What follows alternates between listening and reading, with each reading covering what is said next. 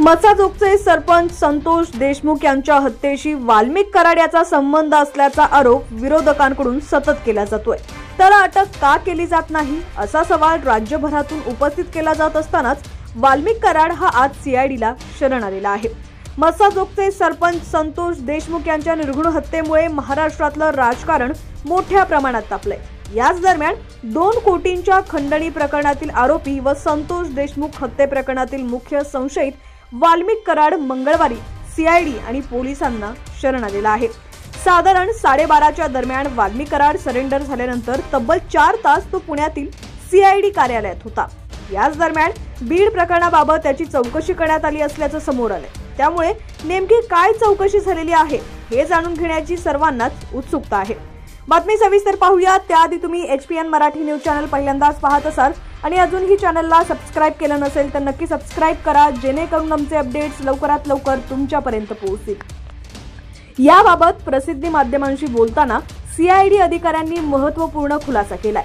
CID अधिकारी सारंग आव्हाड म्हणाले, आज दुपारी 12:30च्या सुमारास बीड तालुक्यातील केज येथील एका गुन्ह्यातील फरार आरोपी वाल्मिक कराड हा स्वतःहून सीआयडी मुख्यालय पुणे इथं हजर झालाय।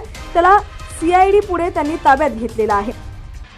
त्याची जुजबी चौकशी करून त्यानंतर आमच्या टीमसह बीड येथील तपास अधिकारी अनिल गुजर यांच्या ताब्यात देण्यासाठी रवाना करण्यात आलेला आहे। या गुन्ह्यामध्ये जे सीआयडीचे तपास अधिकारी आहेत त्यांच्याकडे या फरार आरोपीला ताब्यात देण्यात येणार आहे असं आव्हाड म्हणाले। पुण्यात कराड यांची चौकशी झाली असल्याचं अधिकाऱ्यांनी सांगितलं असलं तरी चौकशीत नेमकं काय समोर आलंय याबाबत अधिक माहिती देण्यास नकार दिलेला आहे। सकाळी सुमारे 12:30च्या दरम्यान केज पोलीस स्टेशन बीड जिल्ह्यातलं त्याच्यातलं CR नंबर 638/2024 या गुन्ह्यामधला फरार आरोपी वाल्मिक कराड हा स्वतःहून सीआयडी मुख्यालय ते हजर झालेला आहे। त्याला सीआयडी पुणे यांनी ताब्यात घेतलेला आहे।